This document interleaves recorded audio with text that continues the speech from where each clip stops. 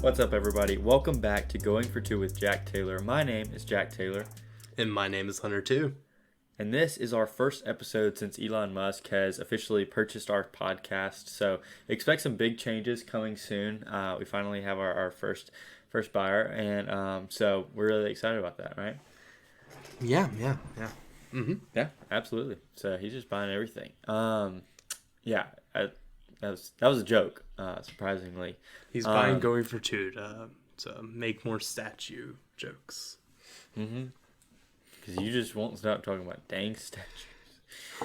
All right, so welcome back. Thank you guys so much for tuning in, and we have a really good show for you today. We have a fun little draft-themed segment here at the beginning because we want to bring some attention to the NFL draft and shout out our guy Charles Cross for going, was it 9th overall? Was it 9th or 10th? I think it may have been 10th, I think. Okay. I kind of forgot. He went to the Seahawks in the top 10. Yeah, so we're in the top 10. So we're really excited for him. Yeah, he's a Laurel guy. So from Laurel to Mississippi State and now to Seattle. So we're really excited for him. And like I said, we have a draft coming up soon. We did something kind of like this last year around this time. So it might make it a tradition here on the NFL draft. But after that, what else do we have in store, Hunter? So we're coming off of a series win against Ole Miss. Some things never change. And then, midweeks that don't matter. We never win midweeks like those. So we'll talk about that a little bit. And then we're kind of going to talk about SEC standings and where we are looking towards the postseason. And doing that, we'll talk about the Mizzou series. Yeah, and we actually don't have a midweek coming up next week for the first time all year. So we don't have a midweek to talk about. But we will.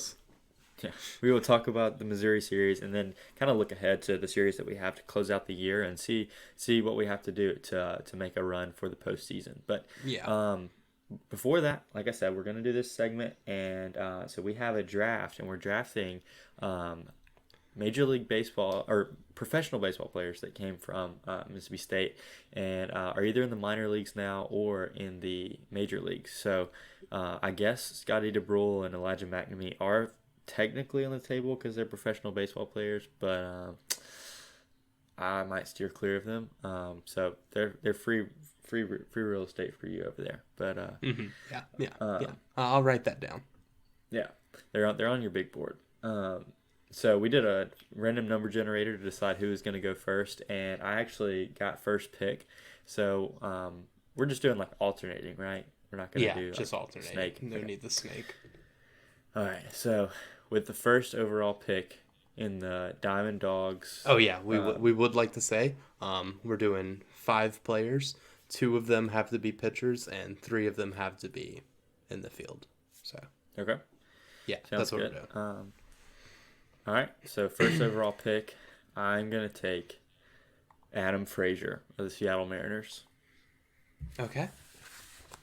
All right, I'm going to write it down. Okay. Will you write down mine as well? I'll try to remember them, but I'm extremely lazy and don't have a piece of paper, even though I said that I would write that down earlier. Okay, with my first round pick, I'm going to take Hunter Renfroe. Okay. Just because, had to get someone on offense there to kind of be close to Adam Frazier. And I feel like I can get some okay value with pitchers. All right, I like it.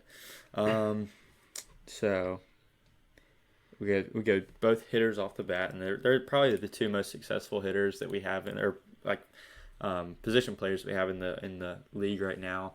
Hunter Renfroe now with the Brewers, and like I said, Adam Frazier with the Mariners. So really 2 strong, top 2 picks there, and they both were on the same team at one point, which is pretty crazy. Took us to a College World Series Finals. I bet we did really well in that. Right. Yeah. So now with my next pick, I think I'm going to go dip into the pitchers and take who I think is the best pitcher that we have in the major leagues right now, and that's going to be Brandon Woodruff. Okay. All right. He's also with the Milwaukee Brewers. Yeah, that's the chance that I took going Renfroe right there. Yeah. I just didn't think I could really, if you had gone Woodruff, I would have gone Renfroe. So yeah, and I wouldn't have had enough bat to do anything right there. Yeah, you're good. I think you made the right choice. So I think I'm gonna go Nate Lowe right here.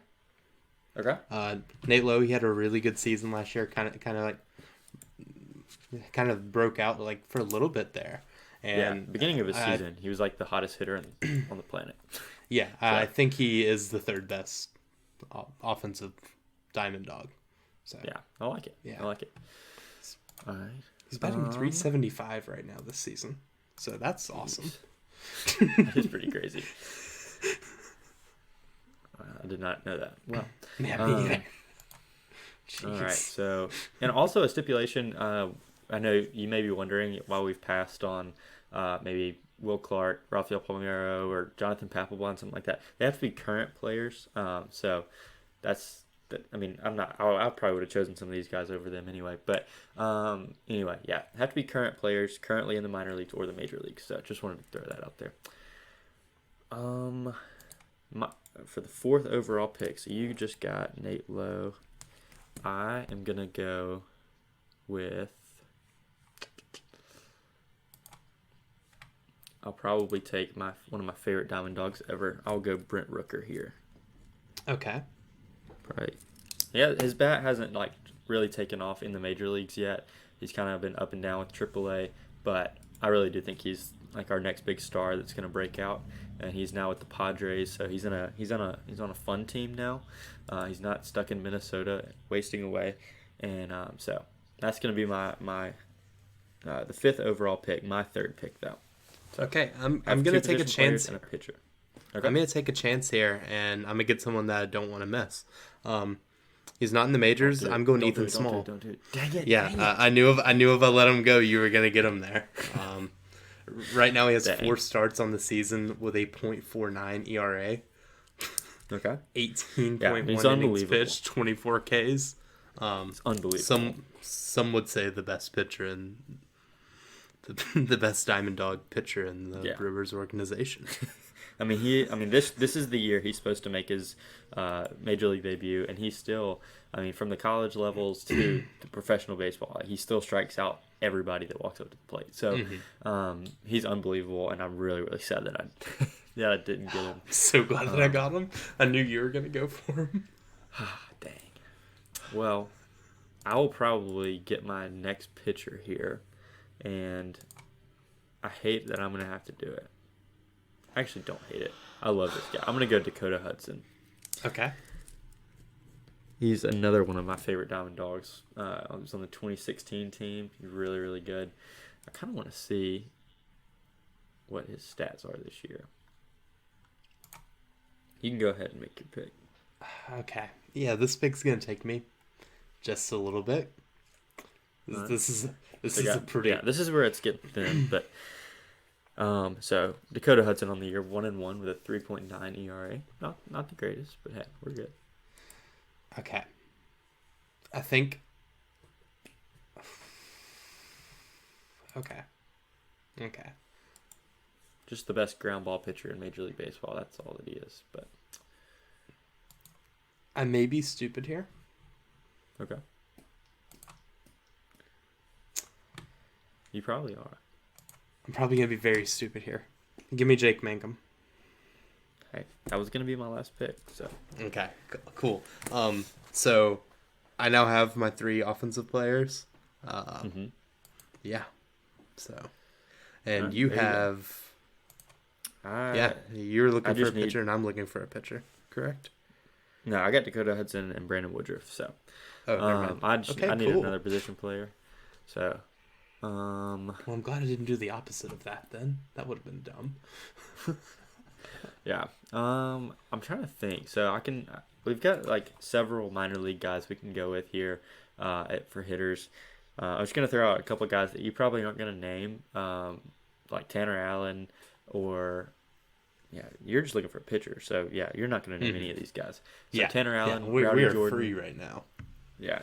Tanner Allen, Rowdy Jordan, Justin Foscue. I just said his name and remembered that he was in contention for this draft. Legitimately think I'm about to take Justin Foscue. You're taking Justin Foscue? Yeah. So it was between him and Mitch Moreland, and Mitch would be such a chalk pick. I'm just gonna I gotta take Foscue. He's probably one of my favorites in the minor leagues, and I didn't think about him until I said his name. So okay, that's gonna round out my draft. I was hoping to get a minor league guy anyway, so that works. Okay, cool. So I have a few pitchers available for me. I can pick Chris Stratton, Kendall Graveman sitting right there. Yeah, that'd be the first reliever that you take. Probably be a good pick. Yeah. But if I go over here, there's a JT Ginn sitting there, high upside guy. There's a Jonathan Holder. Yeah. I think I'm just gonna be safe and go Kendall Graveman. Okay. I think that's I could have been like two like high upside guys with Ethan Small and JT Ginn. Could you imagine them on the same pitching staff? It would be crazy. They were crazy, by the way. Yeah. Okay, so that rounds out the draft.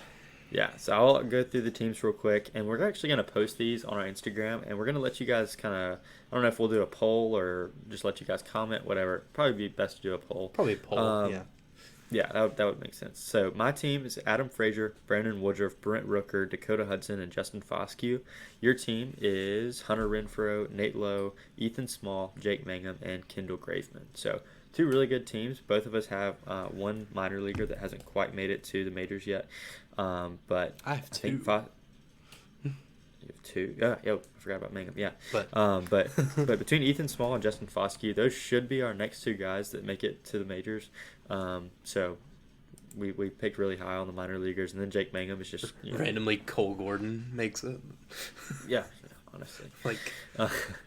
But anyway, that was fun. Fun little draft segment, and like I said, we will be posting these on our Instagram for you guys to vote on, and there will be absolutely no consequence or reward for the winner. So that's always fun too. But with all that being said, now we're going to move into what was a pretty fun series, and a series that had a lot riding on it, whether it seemed like it or not. The winner of this series actually could move on and have something to play for the rest of the year. The loser of this series, I mean, obviously still has something to play for, but is really like in a hole and doesn't. I mean, just conference record wise, like if you're looking at that 14-15 game magic number, losing this series and staying at 6 or 7 wins is really going to be brutal. Especially with the level of competition we have week in week out, and so. Winning this series was really, really big. I know we've already. I mean, if you're listening to this, you already know we won the series against Ole Miss. And if you don't, then I'm so sorry that you rely on us for all of this information. But anyway, so what stuck out to you from us this weekend? Was it hitting, pitching? What was it? So we, after that first game, as y'all saw and heard, we didn't feel good at all. No. We were like, we just went out there and got good pitching, but the bats did absolutely nothing. Yeah. Like, nothing at all. And then we come out in this Friday game, and we're like, the whole night before we said, if you get out 2 runs ahead of us, this team's dead. Like, it's just not going to happen. And then maybe the worst possible thing, like that exact thing happened. Yeah. In the first inning of the Friday game. So I forgot we had already talked about the first game of the series. We did our last episode right after that. Okay, yeah. So we've already talked about the complete game from Dylan DeLucia, which really, set up their bullpen for the rest of the week, and they should have had every advantage possible. They have their entire bullpen to work with. They have the home field advantage. They have a little bit of hype coming into these next 2 games with their big weekend, their spring football game and double-decker weekend and everything. And then to top it all off, back-to-back home runs in the bottom of the first inning off Preston Johnson, who gives up maybe 1 home run a game, but usually it's pretty solid. And you're just like, you have got to be kidding me. And then gives up another in the second. Before he got recorded an out in the second inning. So on paper, in his first full inning, he gave up 4 solo home runs. That's the key, because solo home runs, like we've said before and you've heard before, like they don't kill you. I mean, it's the 3-run home runs and obviously like a grand slam, that those are what kills you, because those big chunks of runs. But I mean, solo home runs don't kill you, but 3 in a row to start a game usually do. Yeah, and to our credit, we had one in the first inning. On top of the first, Luke Hancock homered, and we took a 1-0 lead, and we're like, okay, let's try this again. And then you get to the bottom half, and it's just, I turned it off for right then, and I was like, I mean, because we just talked the night before, like we talked for 30 minutes about. It's crazy. Every run on Thursday night was scored via a home run, and then in the first 2 innings, solo shots, every run was scored on a home run until we start scoring later on in that game. And let's look at this box score here. We go, so it's 4-1 Ole Miss, and then we score 2 in the 6th, and that's finally when we started scoring on anything but home runs. And then we score 4 in the 7th, 3 in the 8th. They get 3 of their own in the 8th, and then we were able to shut it down and win the game 10-7. The thing that stuck out to me in this game, obviously we've talked about Preston Johnson giving up those home runs early in the game, but he's able to put that behind him and get to 103 pitches and go 5 innings of he gives up 9 hits, 4 earned runs. All those runs were just on the solo shots in that first and second inning. But he gets 8 strikeouts and, like I said, goes 5 innings. He's unbelievable how he was able to just put that behind him, shake it off, and keep us in that game. Mm-hmm. I mean, he proved me wrong. I was kind of mad. I mean, we were leaving him in, but he proved me wrong. Our offense proved me wrong. I mean, anything that we said on that episode last week, this team proved us wrong the next 2 games. So, Ole Miss, with all the advantages, with having their full bullpen, and to their credit, I mean, their bullpen, I guess they weren't just awful, but like, I mean, they did well against us, like, for the most part. We just scraped some hits together, and so in that game, we see home runs from, like we said, Luke Hancock, and then we had 2 home runs, one from Hunter Hines and one from Kellum Clark. So, Kellum Clark with his second on the weekend. He had a good weekend against him. Brad Cumbus had a couple of doubles in that game. Lane Forsythe had his best hit of his career. Yeah, his first extra base hit of the season. And then Jess Davis, that was another talking point. So Slade Alford finally, I shouldn't say finally. He didn't do anything just terrible. I mean, he just wasn't really producing at the plate. So we moved Cam James back to third base, and Jess Davis goes back to center, and he produces at the plate. I mean, he hits an RBI double in that game, and then has some warning track power all weekend long, which was kind of frustrating. But I mean, hey, he's hitting the baseball, so got to give him credit there. Anyway, I thought Preston was really good. Needed to give him some credit. And then we went to Pico, who went 2 innings and only threw 32 pitches through those 2 innings. So I was kind of surprised to see him come out and Casey Hunt come in. But Casey comes in and has a pretty shaky 8th inning. He gives up 3 runs in that inning. And then we trot him back out there for the 9th. And the bases, I think he gets runners on first and second maybe. Mm-hmm. And then we get a grounder to third to end the game. So really good job by KC to kind of limit some damage and preserve a win there, even with the tying run coming to the plate. So I completely agree with all that. It was just one of those games. Got a little hairy in the bottom of the 8th. Didn't really enjoy that. KC wasn't looking great, but luckily Ole Miss really, really sucks. So, There you go. So after winning that game, we go into Sunday for the rubber match, and just looking at it on paper, the pitching matchup, you have Cade Smith going for us versus Derek Diamond for them, and I know, I mean, maybe outside of Starkville, outside of Mississippi State fans, not many people know who Cade Smith is, but he's a young guy who is just one of the better pitchers in the SEC, I have to think. But I can't imagine being much better than him. Yeah, I mean, especially for, what is he, a sophomore? I mean, maybe a freshman. Yeah, I don't know. He's probably a freshman, like technically somehow. Yeah, no, he's a sophomore apparently. Okay, there you go. For once, it actually makes sense.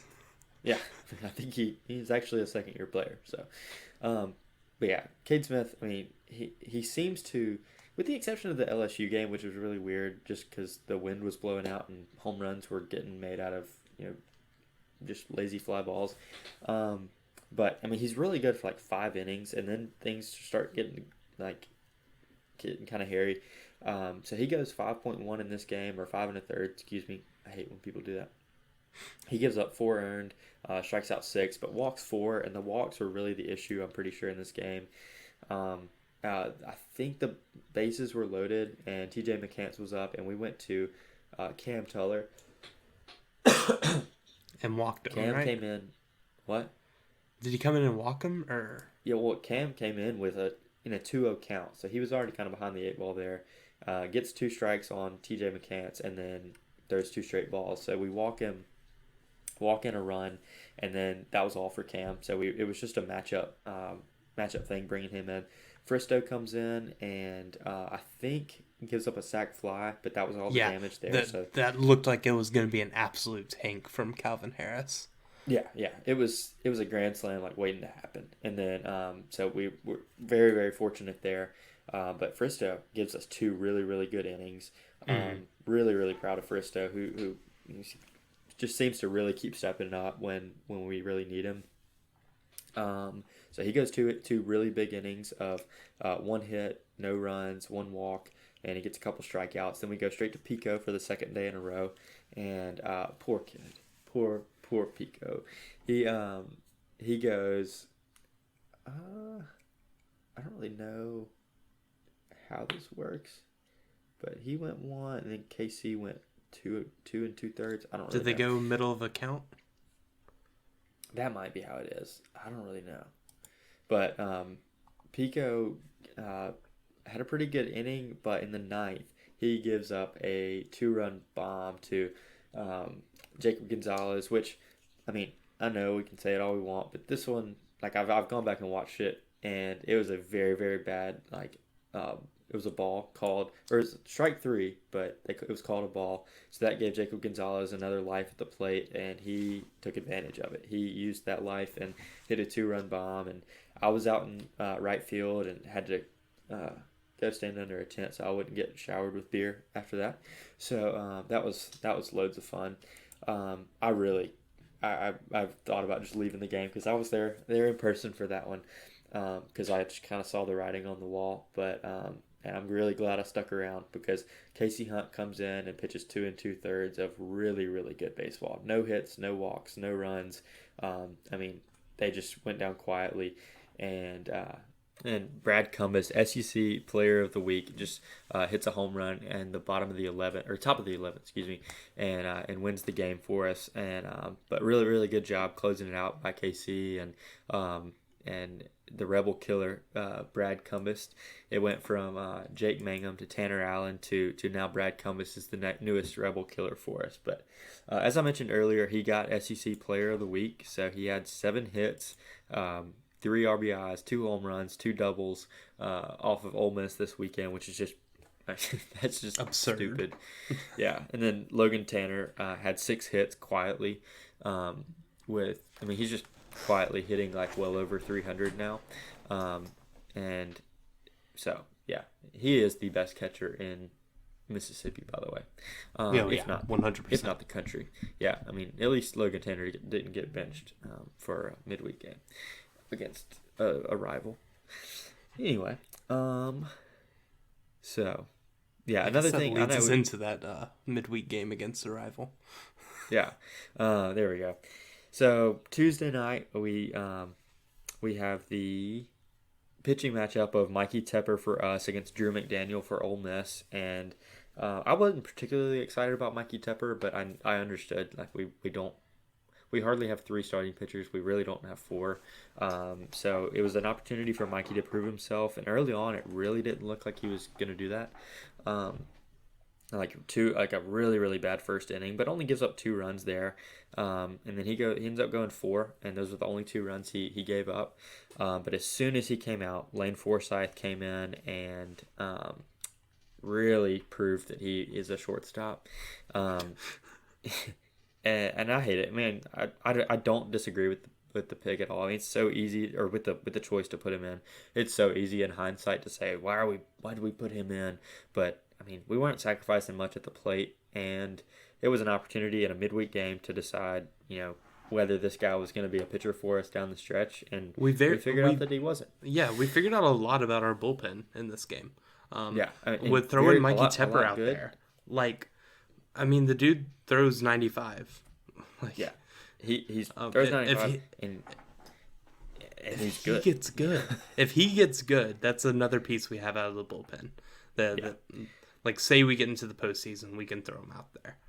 Yeah, but this was the last midweek against competition that we had. So yeah, and it's a big midweek. It's an opportunity in a more high stress situation for Lane than he had seen. He'd seen 1 inning against Binghamton and 1 inning against Jackson State. He'd given up a home run in both of those. So I mean, we knew he wasn't sharp. He was never going to be our first option out of the bullpen. But in a season where we've lost right now, let me count them: Landon Sims, Stone Simmons, Brooks Auger, and Parker Stinnett. We lost 4 of our really big arms, and we need somebody to step up, and he had done it before. But hey, we don't have to worry about that anymore. We don't have to pitch him in a meaningful game anymore, and we'll be fine. So he gives up 3 earned runs in 1/3 of an inning, and I think he got an out. No, he gave up a hit to the first guy he faced. And then I think Elko and Kevin Graham hit doubles on him. I don't know where the out came in, but immediately in relief, we see Cam Tuller, who I'm never really excited to see come out of the bullpen, and that's probably not nice, but he just hadn't proved to me much in the past couple of years. But recently, I mean, he really has not been too bad. I know he didn't have much of an opportunity against TJ McCants in that one at bat that he came in for, but I mean, he came in, like I said, in a 2-0 count, so there wasn't really much he could do besides just throw strikes. And but he comes into this game just unbelievably hot, and he goes 3 2/3 innings, 8 strikeouts, and he just kind of seemed unhittable. So the best version of Cam Tuller we have seen. And that's really big. I mean, I know we have him and Pico, but they're the only two left-handed arms that we have. And Walling. Well, yeah, but even in a game where we're scraping the bottom of our bullpen, we don't see Walling. So I'm not really sure what Back the to deal witness is there. protection for Walling. Still hasn't allowed a run. Yeah, he's the only guy with a 0 ERA on our team. So he goes 3 2/3, and then Drew Talley comes in and pitches a fairly clean 9th inning. The story of this game was just that we are a home run hitting team, and Trustmark Park is really hard to hit home runs. I saw one quote from, I think it was the clubhouse manager or something for the Mississippi Braves, but he said something about the park, and he just said, when the sun goes down, balls do not leave the yard here, which I don't understand, what the sunlight, whatever, has to do with it, or I guess temperature, but I think the way the stadium's constructed, it's down in a hole, and so balls just don't travel well out of it. But if your name's Brent Rooker, you don't have any problem. So he never seemed to have a problem. But who all had warning track shots? I know Jess Davis, Brad had 2 of them. Yeah, Brad had 2 or 3. Logan Tanner had one to the right center field gap that somehow didn't land. Didn't even get down. So I mean, it was a combination. Maybe Jaeger did, I think. I think so. Yeah. I mean, it was I usually give Jim Ellis a hard time, but for just overreacting to fly balls hit. But man, it was they were jumping off the bat, and it was a combination of being a really difficult park to hit home runs in, and Ole Miss's outfielders. I got to give them credit; they were getting really good jumps and really good plays on these balls. So, I mean, I know Kevin Graham and Justin Bench both had really good catches. 420 feet away from it. Yeah, well, I guess so. But I mean, they were getting good jumps. Park is nuts. So, I mean, I feel like if that game was played in Oxford or in Starkville, I mean, I'm sure Ole Miss would have had a couple of home runs too. But I feel like we would have been more suited for that game. So you're saying the Dogs aren't going to do good in Hoover? I'm saying, yeah, gosh, I forgot that. Hoover's like the biggest one. But when we make it to Omaha, I bet we'll figure out how to hit. They kind of made Omaha launchy. I don't know what happened last year. I mean, Kellum hit a couple, Lotan hit one, TA Texas hit one. Yeah. All you need is Parker Stinnett pitching in the rain, and Omaha becomes a hitter's park. Jeez. Let the sun go down, the rain come out. And oh gosh, you get 419. That stadium was built for Brad Cumbas bullcrap triples, though. So. And Luke Hancock's just drippy celebration. All right, so for the second time in 4 games, though, during the midweek, we see an Ole Miss pitcher make us look just ridiculous. But, I mean, honestly, we were teeing off on any pitcher they put up there. But the park was just big. So I don't really take too much from that. Ole Miss fans, they keep saying that game is viewed by the committee as a conference game. I know for a fact that John Cohen is not going to let that happen. And then like Kendall comes out, and then after a 2-2 week against Ole Miss, is like, yep, Mississippi State jumped them. Yeah, I mean, like he's kind of like Kendall, you know? Yeah, I mean, he's the guy who decides all this stuff. So I'm pretty sure winning. I mean, 100% winning the series against Ole Miss was bigger than winning the Governor's Cup. It would have been nice for RPI-wise to win another one of those, and losing any midweek at this point is not really helpful, but it's going to be fine. I mean, we learned a lot about our bullpen. Our lineup is still fine. We're still just tearing the cover off the baseball, but we're a home run hitting team, and whether or not that's going to kill us in Hoover or Omaha or where any of these places that are far off from now, we just have to get to those places first. So hitting home runs is definitely not gonna hurt our chances of getting there. So yeah, we're not playing any more games in minor league parks for the rest of this season. So that should be good. But anyway, that's all. We're not going to Hoover. We're not going to Omaha. Probably not. We're not going to the who plays in one. Please put me in Pete Taylor Park. I promise you, we will hit bombs off of their JV pitching staff. Jeez, dude, you can't say that. That's the best part of their team. I know, but they don't throw slow, so we'll probably do well. Yeah, they're not crafty lefties. I will take our chances. Anyway. That being said, put us in Hattiesburg. I promise we'll do fine. Anyway, that's all I've got on the four Ole Miss games that we have. Just gonna be honest. I'm glad those are over, and I'm glad that we won the SEC series. I don't really care about the Governor's Cup, like we said. So, what you got on us playing Missouri next week? Before we do this, I'm gonna go over the SEC standings so we can kind of get a grasp of where we are. So right now we're 8-10. Okay. Yeah. Goal is to get to 14 or 15. Mm-hmm. So yeah, gotta find 7 there. Yeah. Yeah. So just go. We're middle of the road in the SEC. At 8-10. I'm gonna go in the East and kind of go up in the rankings. Mizzou is at 5-13. Kentucky is at 6-12. Florida is at 6-12. South Carolina is at 7-12. Vanderbilt's at 9-10, and they're about like where we are. Vanderbilt being, and you don't see anyone talking about how the sky is absolutely fallen on Vanderbilt. And then on to the West. We're ahead of Ole Miss in the West. for the battle of the bottom of the SEC West. They're at 6-12. We are at 8-10. Then Alabama is right above us at 9-10, and then LSU is at 10-8.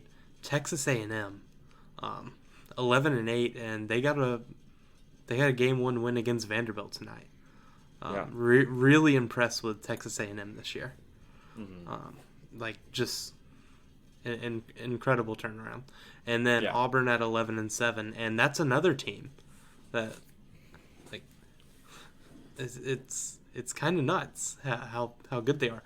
They're a game back from Arkansas. Yeah. That doesn't feel right. And Arkansas is there at 12-6, and other than Tennessee, Georgia seems pretty dominant. Auburn seems pretty dominant against people not in Starkville. It's just, and Texas A&M seems really, really good. But going down our schedule, we have Mizzou, Florida, Texas A&M, and Tennessee. So we need 7. We have 2 of the worst teams in the SEC coming up in 2 straight weekends, which is odd that Florida is one of them. They're 6-12. They're a game up on Mizzou. Yeah. So, you saying that we need to get to 15 wins is probably safe. 14 is probably safe if we didn't have the non-conference slate that we had. I think 15 is where we really need to be, and so this is where you just start you just gotta take what you can get in these series. And so Missouri, just outside looking in, and I know how they handled us last year, but that was a different situation. We weren't desperate for wins at the time, and they were. They had nothing to lose, and we had nothing really to play for, because we were fairly certain we were going to be a national seed.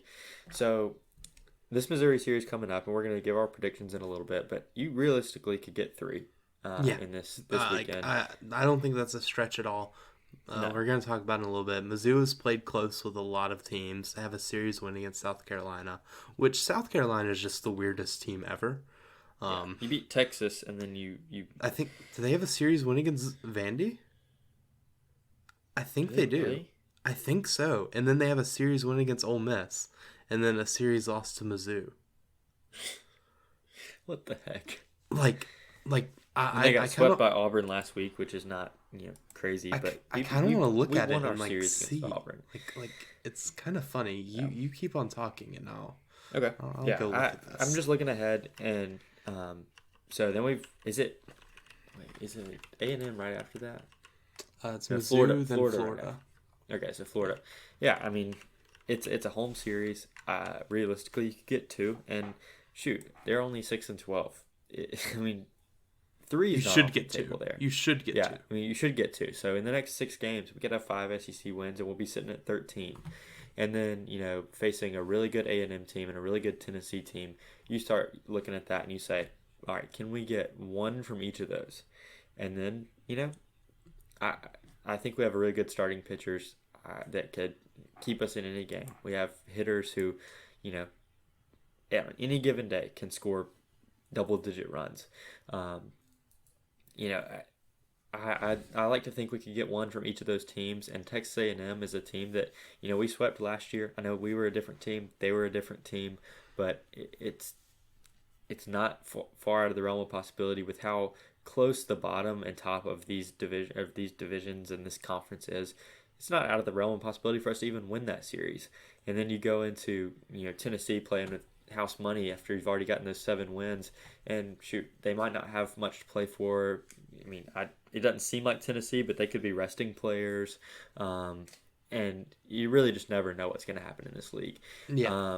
So I think obviously where you have to start is the Missouri series, and thinking that a sweep is a real possibility, but just win that series, win the Florida series. I really think if you could get a sweep in one of the next 2 weekends, we're golden. And because then you just have to win 2 of one and 1 of the other 2. So Okay, thank you for talking. Yeah, I went and found South Carolina's schedule. But I know it's confusing, but 7 of the next 12 is not crazy at all. I really do think it's possible, and I'm so excited to see where we stand at the end of all this, because 2018 we faced a very similar uphill battle and faced the number 1 team in the country in Florida on our last weekend, and we swept them, and we went from 12 SEC wins to 15 and ended up going to Omaha. So unbelievable run there, and we could see a very similar end of the season here. Yeah, and I mean, it kind of, I mean, I know it's extremely cliche, but it's the Mississippi State thing to be at your hottest at the end of the season. Yeah. Like, oh, yeah. It wouldn't be a surprise at all if this team just randomly clicks. Yeah, not at all. Like, I mean, we kind of saw it, like, on, I mean, honestly, if the Governor's Cup game hadn't happened, I feel like we would be sounding a little bit more confident right now. Like, I know we've said we didn't care about it, but, like, our team clicked on Friday. And it was like we were finally scoring without hitting home runs and just like stringing together hits. And we had a little bit of that on Saturday. We got to 6 runs and kind of checked out mentally, it looked like. But we really did click. Like starting pitching, bullpen, lineup, everything looked good, at least for a little bit. And we still are waiting to see a complete game and a complete series, but it's looking better. Yeah. So what did you find when I was talking? Oh yeah, I went and found South Carolina's thing. Okay. So they start off with games that matter. They got swept by Clemson. Mm-hmm. Clemson pretty good. And then they win a series against Texas when Texas was number 1 in the country. Yeah. And then get swept by Tennessee. Uh-huh. And then win a series against Vanderbilt. Lose a series to Mizzou. Go 1-2 against Georgia, win a series against Ole Miss, get swept against Auburn, and then tonight they picked up a game 1 win against Alabama. Like they're nuts. Like I would be infuriated if that was my team, and they're sitting there. It's like, I mean, they're 4th in the SEC East at 7-12. Yeah, I mean. That's pretty unbelievable. But I guess getting into the Mizzou series, Mizzou. They're not good, but they have a weird knack for being in a lot of games. Just looking through their schedule, they started off SEC play with Vanderbilt. Lost the first game 15-2. Everyone's like, okay, Vandy's back. Vandy's gonna kill this league. Like they reloaded. They're back. And then the next game they lose 6-0, and then the next game 7-4. I think that one was decently close throughout. Yeah, I'm pretty sure. And then okay. The next game they have Arkansas. Just horrible scheduling for poor Mizzou here. Yeah. They lose the first game 7-5, and if I'm not mistaken, I think this game was like really close to being a Missouri win. Yeah, It took 2 Arkansas runs in the top of the 8th to take the lead. So like Mizzou had them, and I mean that's just a good Arkansas team being mature, getting it all done. And then they win the Saturday game 7-5, and then lose the Sunday game 6-4. They were incredibly close in all 3 of those games, and like just frustrating. Arkansas scored 4 in the top of the 7th in that game, like they're right there with them. And then they get the series win against South Carolina, which South Carolina is just weird. And then they had Tennessee pretty tough in that Friday's game. It was like 8-3 it ended. But I think that one was close throughout. And then the Saturday game, I think Tennessee scored like 7 in the first 3 innings. It was 11-4. And then the Sunday game 4-3. Like they're hanging with teams that they shouldn't be hanging with. And then they beat Kentucky, And then they played LSU incredibly close, just heartbreaking sweep, 5-3, 4-3, 10 innings, and 8-6. Like that's what I'm looking for. I'm looking for a heartbreaking sweep of Missouri. I just want to break their spirit for no reason. You're not a fan of Drew Lock? I hate Drew Lock, actually. Even though he can rap that one song. Charles Cross is going to be protecting that man. Oh, gosh. Or maybe Matt Corral. Is Drew Lock in Seattle? Mm-hmm. I did not know that. Yeah. Man. R.I.P. Yeah, so the Missouri series, like I said, they're not a very good team, but when we get opportunities to score a lot of runs, like we did Saturday against Ole Miss, like we R.J. Yeager hit a home run to go up, I think 6-2 or something like that, and we get big hits. We can't just stop there in like the 5th and 6th innings. Like we need to continue scoring throughout.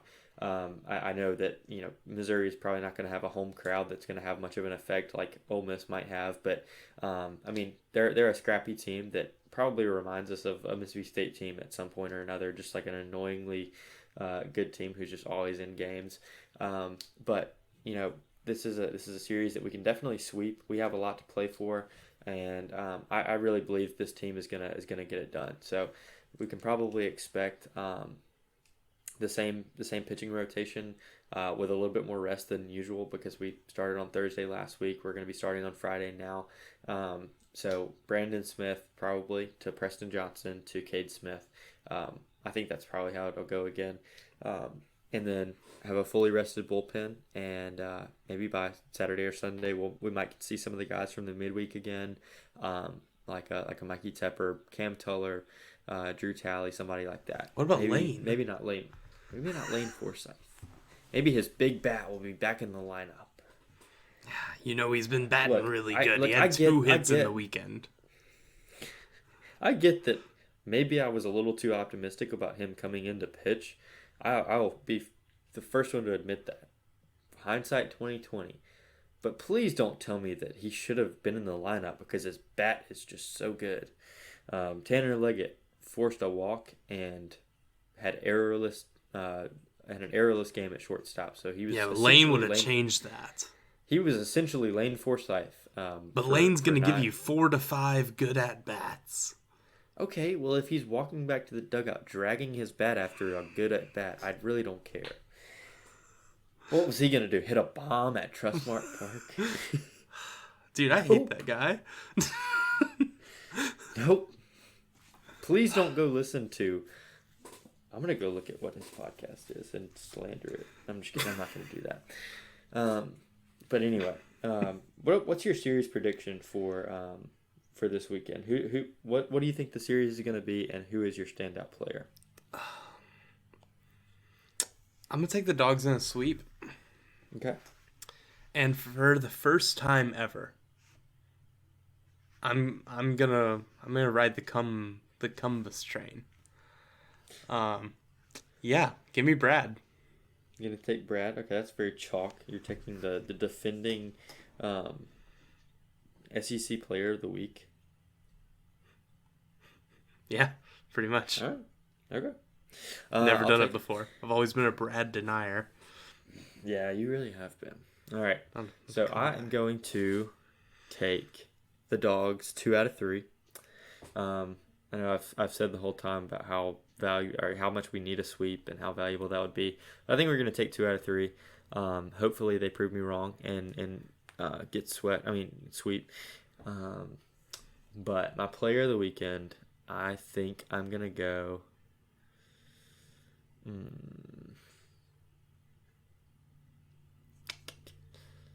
Give me Luke Hancock. I think he's going to hit multiple home runs this weekend, which is kind of weird because he doesn't really do that often. But multiple home runs. He's probably going to have a couple multi-hit games. And, I think it's about time for a veteran to show up.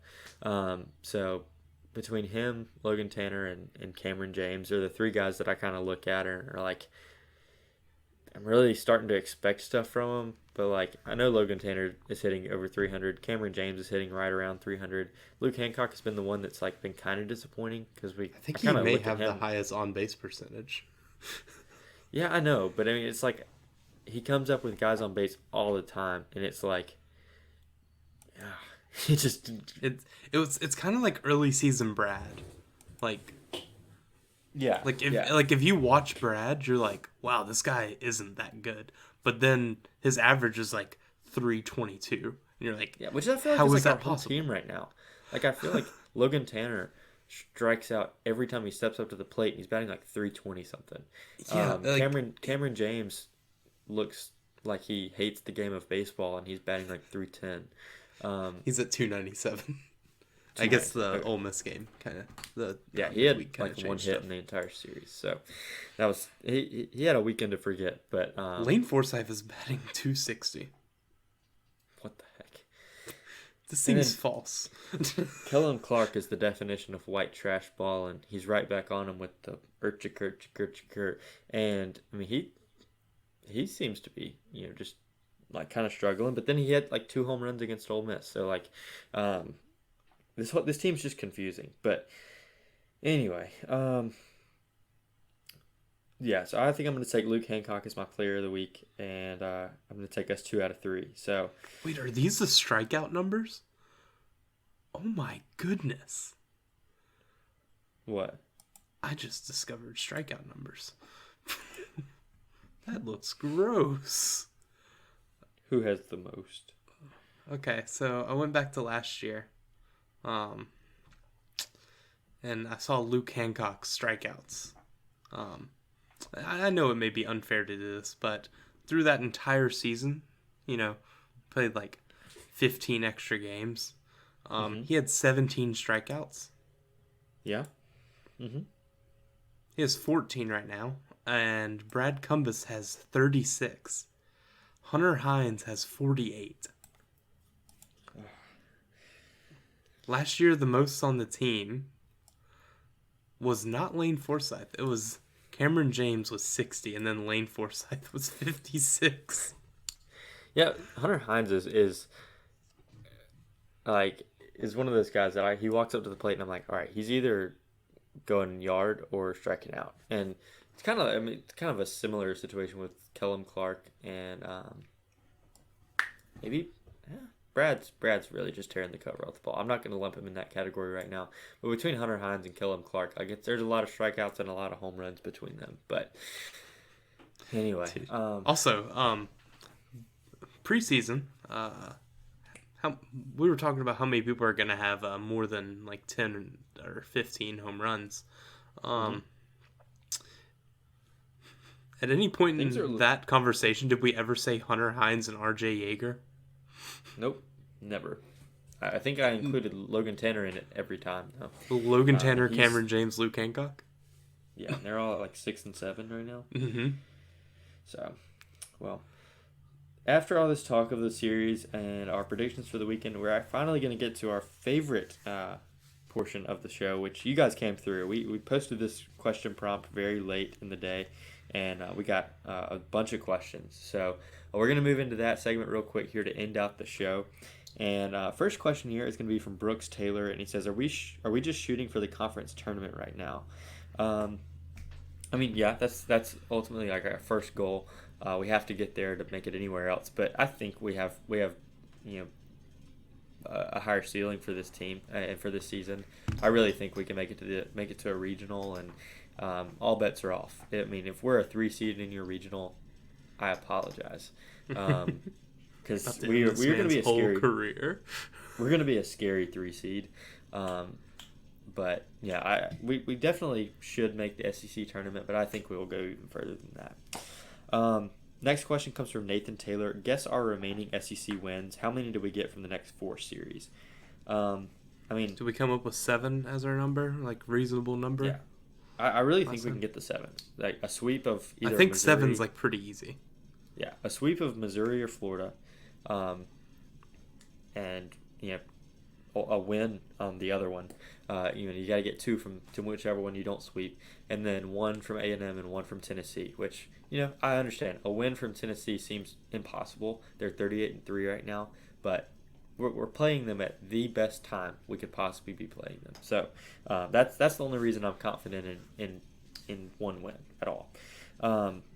So the next question comes from Courtney Purvis. Are the Dogs back?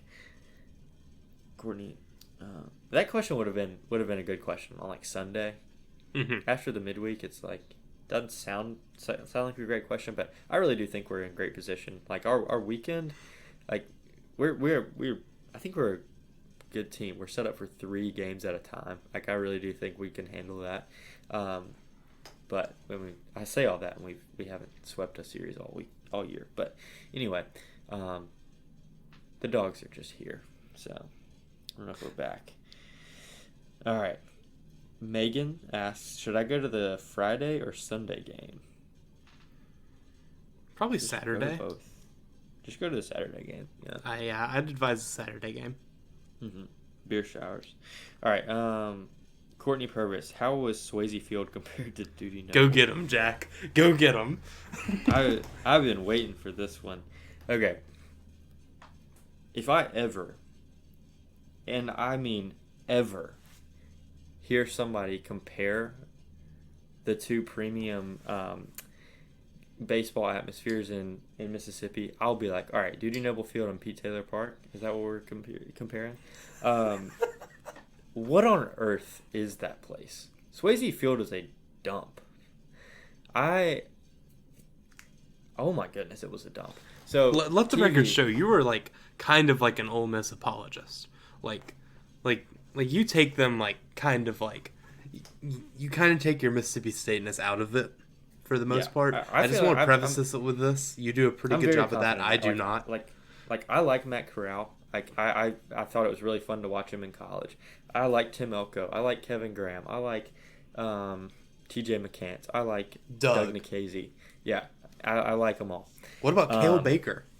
Yep, hate him. Hate Dunhurst too. So, but anyway, I even like Powder Blue. I like West Burton. I love West Burton. But what on earth was that? What's that stadium? Like, ESPN does such a good job of hiding. Like, I don't know how much Ole Miss has to pay for them to be like, please don't show this 40-foot wide cow pasture that we have between the fence and our student section, because it's awful. I mean, it is terrible.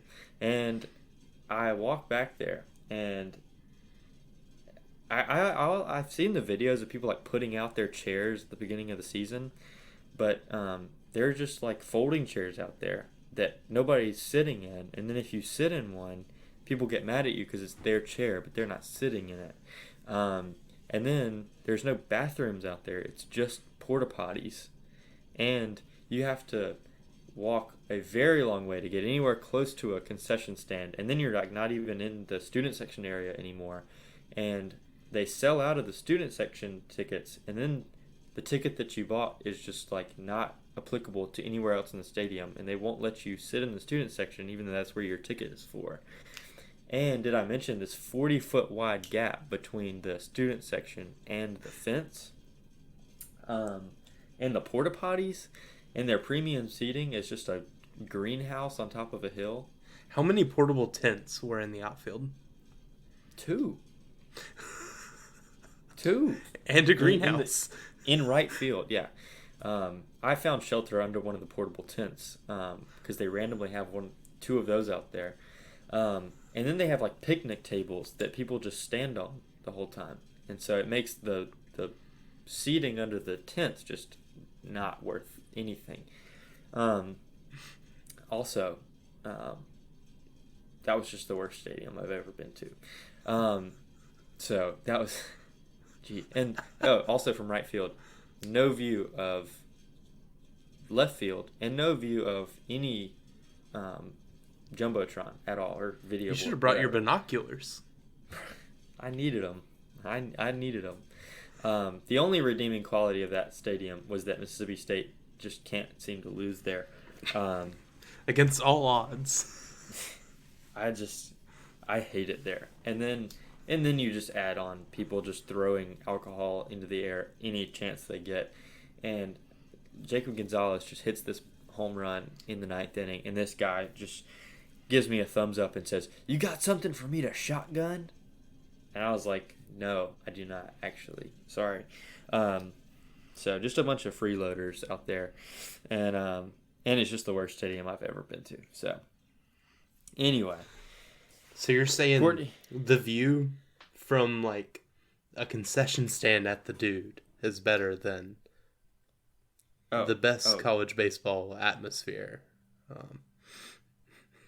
Okay, if I had to go best baseball atmospheres in the state of Mississippi, here's what I would say. I would say Duty Noble Field. I'd probably go like Trustmark Park on like a really fun like Mississippi Braves game. I'd probably say that's 2. 3, Pete Taylor Park. There's a lot of magic that goes on there. 4, I'd probably go Biloxi Shuckers. 5, I would probably go West Jones High School. Then 6 would probably be Northeast Jones High School. 7, Laurel High School. And this is where my Jones County bias is really starting to show, but I'd probably say 8 is South Jones High School. 9 would probably be just sitting on my couch watching like the New York Yankees play. 10 Are we at 10 now? 10 might be sitting on my couch watching the Seattle Mariners play. And then can I do 11? I want to do 11. What's 11? The Laurel Sportsplex watching a T-ball game. And then the Laurel Sportsplex watching a softball game. And then I'll go 12, watching an Ole Miss game on TV because it looks awesome there. And then 13, lucky number 13, I'll say, sitting in right field underneath just clouds of beer, watching your team win, and everybody else has to go home smelling like Oxford. I will give them number 13. That was brutal. Okay. Merchant Park. Mad right now. 14, Merchant Park. 15, the Magnolia Center for actual 16, Bootsmith. 17, Planeway, which is now a C-Spire. 18, that one next to the church on Wansley. Mm-hmm. The overgrown one. This has been the best clip of... You need to clip this and post it. I think it's been 4 minutes. Hey, post them all back to back. Okay. Courtney also asks, favorite day to watch baseball? Thursday, Friday, Saturday, Sunday, or Tuesday? I don't know. Sunday's usually like a lot of runs scored. I know not this year, not the past couple years, but usually it's like 15 to 14 kind of games. So those are always fun. Probably go with Saturday. If it's a Saturday. If it's a Saturday night game. Yeah, those are fun. Saturday Drew day Robinson. game's hot. Yeah. Drew Robinson, the next question, he says, rapid fire NFL draft takes. How many first round QBs? I'm going to go with 1. 1, and I bet he goes like pick number 20. You think? Maybe to like Pittsburgh? Yeah, and it may be Kenny Pickett, you know. A lot of questions about how he's going to play in Pittsburgh. But he's got baby hands. His hands are smaller than the Burj Khalifa. That's big if true. Small if true. All right, next question comes from the Bellsmith. Do you have any eligibility left, and can you pitch? I'll answer this in 2 parts. I think I may have eligibility, and I cannot pitch. I'm going to go ahead and just take all my eligibility away, but I can pitch. So you're declaring for the NBA draft. Oh, wait, this is your year to do it. You do it again. Do it again. Okay, I'll do it. All right, and then Bryce Holland, what is the impact of sports on the local, state, and national economy? I really think we should stop talking about sports on this podcast and just talk about the political and economic climate of the world. Can we just focus on something serious for once? Me when the boys want to talk about the political, economic environment of the country. just That's all I want to talk about. They just want to talk about sport ball. Yeah, but the Starkville economy is going to get shot by us not hosting a regional this year. So yeah, that's like why we built the stadium, kind of. Yeah. So anyway, that's going to do it for this episode of Going for Two with Jack Taylor. Thank you guys so much for listening. Thank you guys for submitting questions at the last second. I had to post a picture that would catch everybody's attention, and it seems to have done the job. You get it. He's doing the Will Bednar. He did the thing. Yeah. So that's going to do us for today, and hopefully we have a great weekend of baseball in Como, and we will see you guys next time on Going for Two with Jack Taylor. We're not going to see them. All right, realistically, do you think you could get my rankings clipped and posted? I'm not sure at that long, but that was hilarious. That was one of our best episodes. How long was it? So you know how we had the split in the middle? Mm-hmm. Let's see how long this other one was. Okay, we were at 23 and 30 seconds, and this one was at 42 minutes. Oh, so we are well over an hour. Holy crap. Thanks for listening, everyone. Thanks for listening. We won't make it any longer. Just a little bit. Gotcha. If you're